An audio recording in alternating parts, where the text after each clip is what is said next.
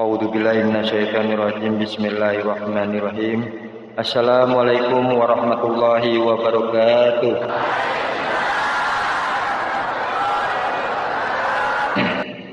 Alhamdulillahirabbil alamin wassalatu wassalamu ala asrofil anbiya'i wal mursalin wa ala alihi washabihi ajmain, amma ba'du. Pertama-tama marilah kita semua panjatkan puji syukur kehadirat Allah Subhanahu wa taala yang telah melimpahkan rahmat-Nya kepada kita semua. Kita bersyukur dapat berkumpul kembali di tempat yang mulia ini, yang cerah ini, dengan nikmat kesehatan yang masih diberikan oleh Allah Subhanahu wa taala. Tak lupa pula selawat dan salam semoga tercurah kepada junjungan kita baginda Nabi Muhammad sallallahu alaihi wasallam serta kepada keluarganya dan sahabat-sahabatnya yang dimuliakan oleh Allah Subhanahu wa taala. Marilah kita bersama-sama menjelajahi petunjuk hidup yang agung ini dengan tema yang hendak kita bahas pada kesempatan ini. Sebelum kita bahas ke tema surat Al-Imran ayat 173 dan ayat 174, di sini dikatakan oleh Allah, yaitu Allah berfirman di surat Al-Baqarah ayat 153. Ya ayyuhalladzina amanu ista'inu bis-sabri was-salah innallaha ma'as-sabirin. Wahai orang-orang yang beriman, mohonlah pertolongan kepada Allah dengan sabar dan sholatnya. Sungguh Allah beserta orang-orang yang bersabar. Jadi ayat tersebut tidak saja Allah melimpahkan nikmat-Nya, Allah juga menimpakan berbagai cobaan kepada orang yang beriman. Karena itu Allah meminta mereka bersabar dan terus melaksanakan sholat. Wahai orang-orang yang beriman, mohonlah pertolongan kepada Allah Subhanahu wa taala, baik dalam rangka melaksanakan kewajiban, menjauhi larangannya, maupun menghadapi cobaan dengan sabar dan sholat yang disertai rasa khusyuk. Sungguh Allah beserta orang-orang yang sabar dengan memberikan pertolongan dan keteguhan hati dalam menghadapi segala cobaan. Perjuangan menegakkan kebenaran harus diiringi dengan kesabaran. Jadi perjuangan itu atau menegakkan kebenaran tidak semena-mena harus bertindak kasar, anarkis, ya. Tapi Allah menyuruh kita berjuang menegakkan kebenaran harus diiringi dengan kesabaran dan memperbanyak sholat sehingga menjadi ringan segala kesukaran dan cobaan, karena Allah senantiasa beserta orang-orang yang sabar. Dia akan menolong, menguatkan dan menenangkan hati orang-orang yang berjuang menegakkan kebenaran agamanya. Jadi perjuangan itu tidak harus menegakkan kebenaran yang diiringi dengan anarkis dan diiringi dengan kekuatan yang power. Ya ayyuhalladzina amanu ista'inu bis-sabri was-salah innallaha ma'as-sabirin. Orang-orang yang beriman itu mohonlah pertolongan kepada Allah dengan sabar dan sholat. Sungguh Allah beserta orang-orang yang sabar. Jadi orang sabar itu didekatkan oleh Allah Subhanahu wa taala. Jadi kembali lagi dengan tema pada hari ini, yaitu dengan surat Al-Imran ayat 173 dan ayat 174. Bismillahirrahmanirrahim. Alladzina qala lahumun nasu innan nasa qad jama'u lakum fakhshawhum fazadahum imana wa qalu hasbunallahu wa ni'mal wakil. Terus ayat 174, Fanqalabu bi ni'matin minallahi wa fadlin lam yamsasum su'un wa tabu'u ridwanallah wallahu dzu fadlin adzim. Jadi ayat ini yaitu bermakna apabila seseorang atau hamba Allah dalam kesulitan apapun meminta pertolongan kepada Allah. Alladzina qala lahumun nasu innan nasa qad jama'u lakum faghshawhum fazadahum imana wa qalu hasbunallahu wa ni'mal wakil. Yaitu orang-orang yang mentaati Allah dan Rasulnya, yang ketika ada orang-orang mengatakan kepadanya, orang-orang Quraisy telah mengumpulkan pasukan untuk menyerang kamu, karena itu takutlah kepada mereka. Ternyata ucapan itu menambah kuat iman mereka dan mereka menjawab, cukuplah Allah menjadi penolong bagi kami dan Dia sebaik-baiknya pelindung.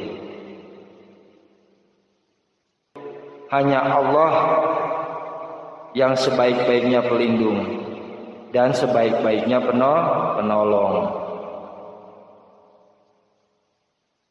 Terus fanqalabu bi ni'mati minallahi wa fadlin lam yamsasum su'u wa tabu'u ridwanallah wallahu dzu fadlin adzim. Maka mereka kembali dengan nikmat dan karunia yang besar dari Allah Subhanahu wa taala.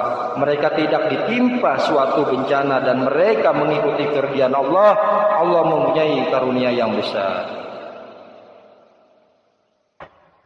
Jadi para bapak-bapak, ibu-ibu, konon dulu ceritanya di zaman Rasulullah ada salah satu keluarga, beliau mendapat kesulitan yang sangat besar, yaitu ditimpa cobaan yang sangat besar, usahanya bangkrut, ya. Dia punya hutang.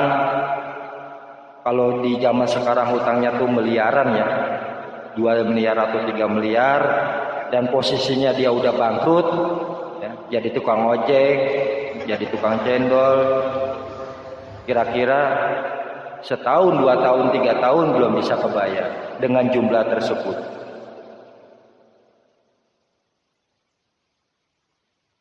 Terus beliau yang mempunyai hutang itu, di dalam perjalanannya itu dia memikirkan kapan saya akan bisa melunasi hutangnya. Sedangkan hutangnya itu sangat banyak. Singkat cerita, ya, suami istri ini pulang ke rumah dan membulatkan hati, ya, bertekad untuk berpasrah diri kepada Allah Subhanahu wa taala. Karena tadi di perjalanan ada seseorang memberikan tuntunan ilmu, disuruh membaca surat Al-Imran ayat 173 dan ayat 174. Insya Allah Allah akan memudahkan kesulitannya. Lalu bertekad kedua orang tua ini, suami istri ini, untuk menjalankannya. Dia baca 2 malam, 3 malam, sampai waktunya pengadilan itu memanggilnya karena jatuh tempo untuk orang tersebut, yaitu tanggal sekian-sekian harus datang ke pengadilan. Apabila tidak bisa membayar, dia akan dihukum dan akan dipenjarakan karena tidak bisa membayar. Karena dia sudah berniat, kedua orang tua ini sudah berniat dan bertekad untuk menjalankan tuntunan ilmu dari seseorang itu yang sudah diajarkan dengan tata caranya, dibaca setiap malam habis sholat tahajud atau habis sholat sunnah, ya dibaca 450 kali. Kenapa dia harus dibaca 450 kali? Ya karena itu kunci. Dibaca setelah habis sholat tahajud atau habis sholat sunnah, dengan dibaca pembukaannya yaitu Bismillahirrahmanirrahim. Alladzina qala lahumun nasu inna nasya jama'u lakum faghshawhum fazadahum imana wa qalu hasbunallahu wa ni'mal wakil, hasbunallahu wa ni'mal wakil, hasbunallahu wa ni'mal wakil, hasbunallahu wa ni'mal wakil, hasbunallahu wa ni'mal wakil. Nah, hasbunallahu wa ni'mal wakilnya 450 kali. Setelah dibaca hasbunallahu wa ni'mal wakil 450 kali, lalu dilanjutkan dengan penutupnya, yaitu surat Al-Imran ayat 174. Fanqalabu bi ni'mati minallahi wa fadlin lam yamsasum su'un wa taba'u ridwanallahi wallahu dzu fadlin adzim. Shadaqallahul adzim.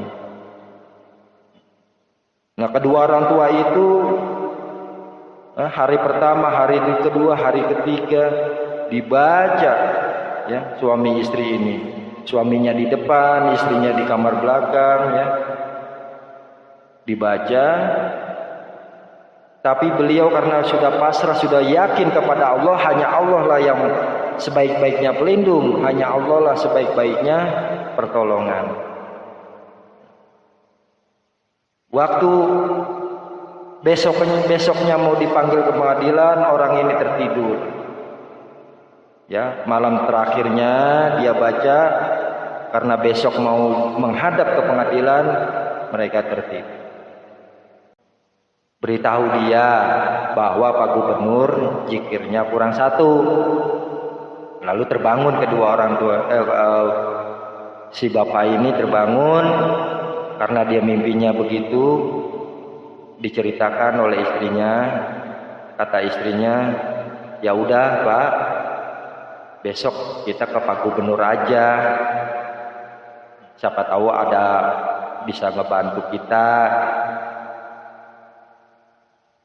Ya udah, singkat cerita, mereka berdua keesok harinya mendatangi Pak Gubernur. Pak Gubernurnya kebetulan ada di rumah, didatengin oleh orang tersebut. Assalamualaikum. Waalaikumsalam, kata Pak Gubernur. Terus, ada apa ini? Ini Pak Gubernur, saya mau ketemu Pak Gubernur, ada yang ingin saya sampaikan. Oh, silakan duduk, kata Pak Gubernur. Apa yang akan Anda sampaikan? Ini Pak Gubernur, semalam saya mimpi kedatangan Rasul. Pak Gubernur langsung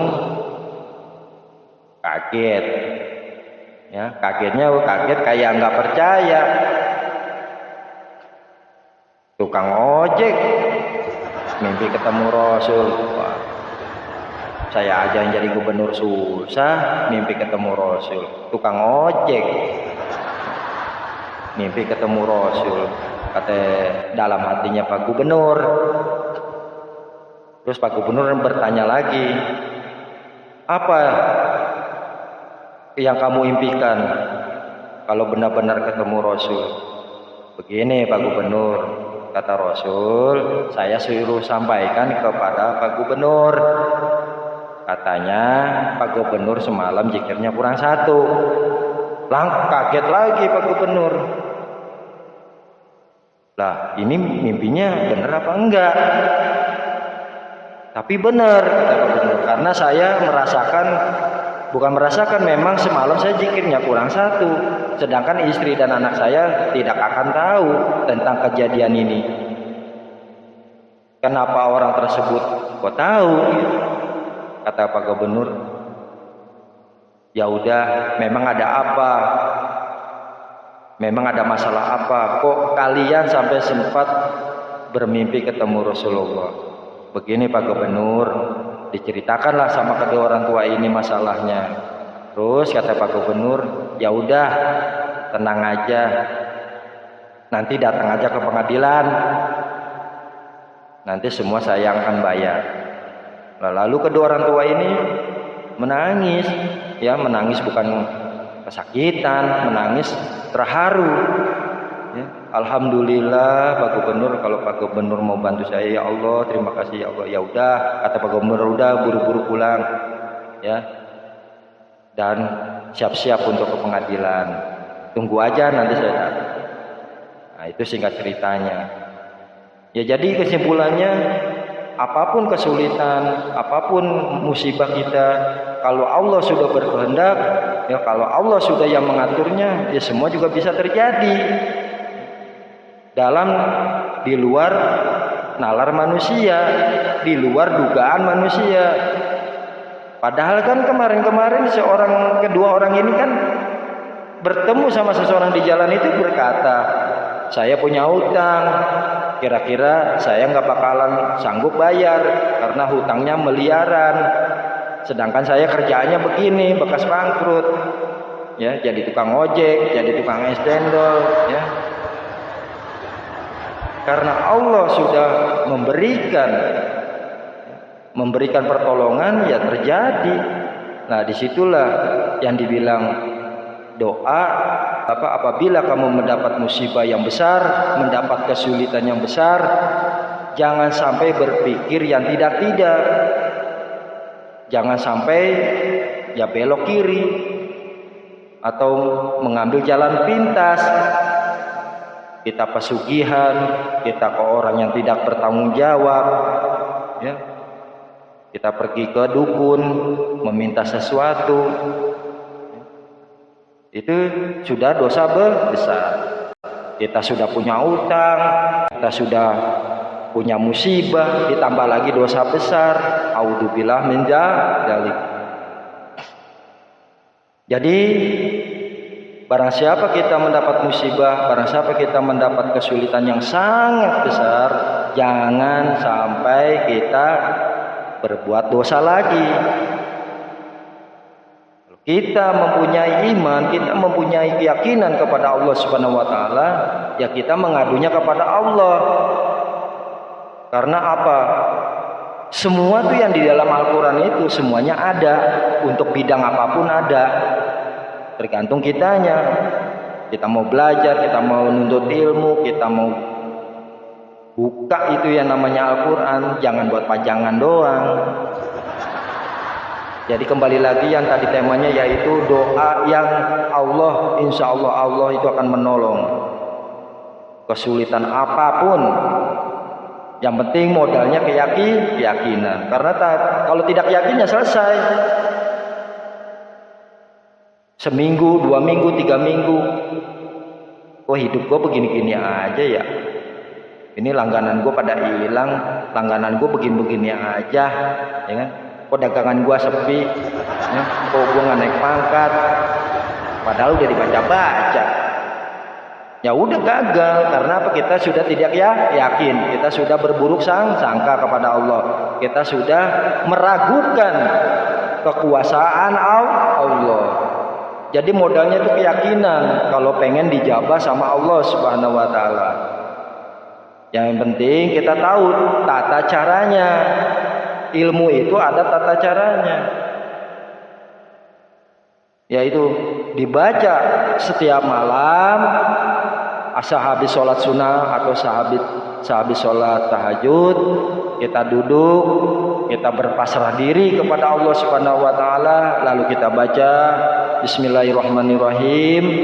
Alladzina qala lahumun nasu inna nasa jama'u lakum faghshawhum fadadahum imana wa qalu hasbunallahu wa ni'mal wakil, hasbunallahu wa ni'mal wakil, hasbunallahu wa ni'mal wakil, hasbunallahu wa ni'mal wakil. Hasbunallahu wa ni'mal wakilnya 450 kali, tidak boleh lebih 1, tidak boleh kurang dari 1. Makanya dibaca tiap malam. Apalagi baca dalam sebulan, 2 bulan, lah ilok masa dalam 1 malam gak ada yang pas. Kalau kita permintaannya banyak, kita permintaannya besar, ya kalau kitanya minta semalam doang kan nggak sesuai dengan permintaan kita. Ya kita dibaca tiap hari, tiap malam, sampai hajat kita terkabul. Seandainya kita tidak terkabul, memang itu sudah takdirnya Allah. Sudah takdirnya Allah. Kita tetap aja kita dijamin surganya Allah. Kita baca aja sudah dicatat, mendapat pahala.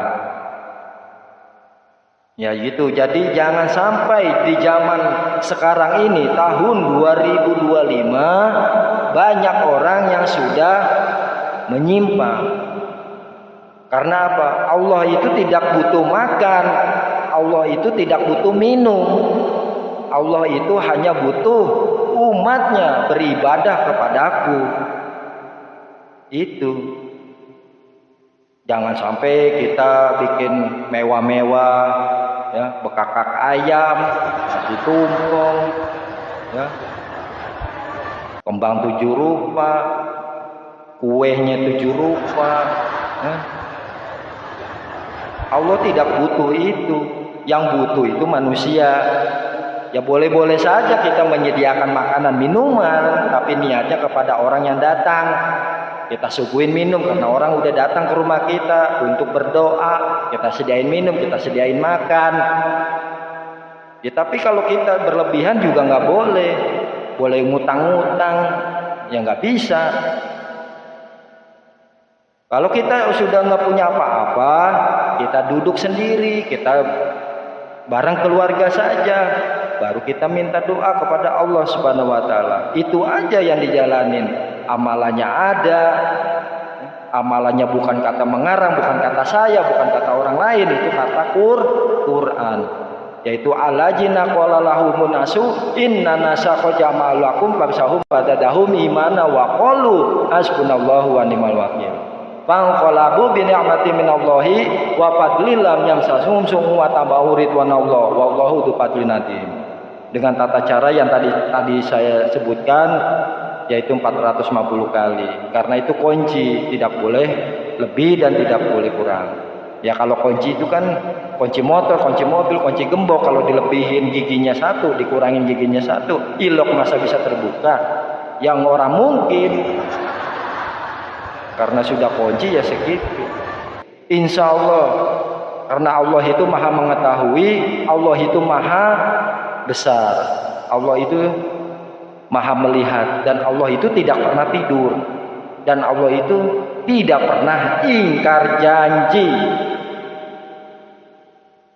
Tapi kalau kita sudah membaca belum dijawab oleh Allah, bukannya Allah itu tidak berpihak kepada kita. Karena apa? Ujian itu hanya Allah yang tahu. Jadi bukannya Allah tidak berpihak kepada kita, Allah itu yang mengetahui ke depannya ada apa. Tapi yang jelas jaminannya surga. Karena kita membaca ayat-ayat Al-Quran, kita baca zikir ini, kita baca doa ini sudah dicatat oleh Allah Subhanahu wa taala. Jadi ada contoh, ada orang mau berangkat ke Singapura, udah beli tiket 2,5 juta, dibilang mah, dan ntar pagi bangunin bapak ya jam 4, soalnya jam 6 itu di bandara pesawatnya sudah terbang. Ya tidur. Ya malamnya berbuatlah suami istri, ya berbuat yang saya nggak sebutin, kecapean tidur dah. Dah mablas, bangun-bangun jam 5. Tapi masih ada sejam lagi kata suaminya. Keburu gak ya? Mudah-mudahan keburu. Naik mobil ke bandara, cuma cuci muka doang takut telat. Di perjalanan ketemu macet. Jam 6 masih di perjalanan, akhirnya dia putar balik ke rumah. Percuma saya kalau ke bandara, pesawatnya sudah terbang, sedangkan dia masih di jalan. Pulang ke rumah marah-marah. Ini gara-gara mama ini nggak mau bangunin, jadi telat ini. Ketinggalan pesawat, marah-marah terus, ngoceh yang ini. Terus dalam hatinya, sialan dangkalan, gara-gara kesiangan, ya, saya nggak jadi ke Singapura, duit angus, ya, tiketnya angus. Terus dalam hatinya juga berburuk sangka kepada Allah. Ya Allah, gua hidup begini amat ya. Gua udah beli tiket mahal-mahal, kesiangan lagi, angus dah tiket gua, katanya gitu. Seolah-olah Allah tidak berpihak kepada dia. Itu sudah berburuk sangka. Sejam 2 itu jam 8 paginya dia nonton TV, dengar berita bahwa pesawat nomor sekian yang bertujuan ke Singapura meledak di atas. Nonton berita, kaget lah, ini nomor pemberangkatan saya, pesawat itu. Untung aja, kata dia, untung aja saya tuh nggak ikut ke pesawat. Kalau ikut mati saya. Nah, baru dia sadar. Dibilangnya untung, tadi udah jelek-jelekin Allah, udah buruk sangka ya, udah berantem sama bininya. Lah sekarang dengar berita pesawatnya meledak. Nah itulah, jadi bukan Allah yang tidak berpihak kepada kita, tapi hari rencana ke depan, ya kehidupan yang sejam kemudian, manusia tidak ada yang tahu, hanya Allah lah yang tahu. Jadi kesimpulannya, janganlah kita berburuk sangka kepada Allah, ya kita harus berbaik sangka kepada Allah.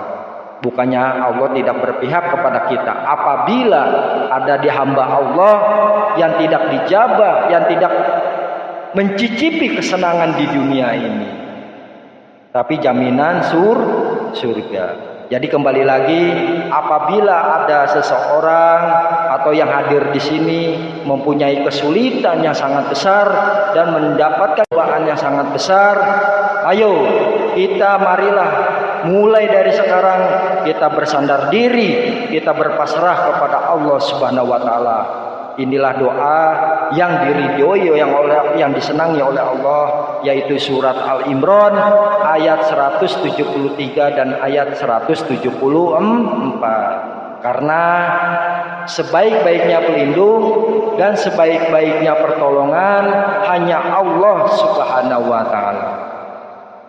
Ya, dengan demikian, apabila ibu-ibu dan bapak-bapak yang hadir di sini, apabila ini dipakai, direncanakan atau diwujudkan, insya Allah Allah akan menjaminkan surganya dan dicatat amal ibadahnya.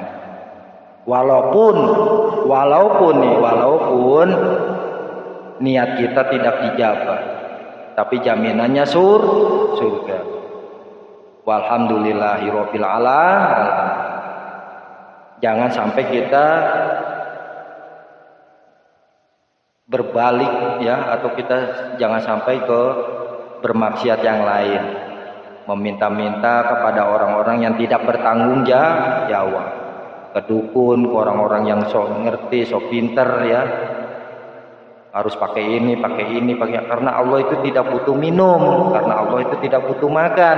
Allah itu hanya butuh kepada umatnya, yaitu beribadah kepada Allah Subhanahu wa taala.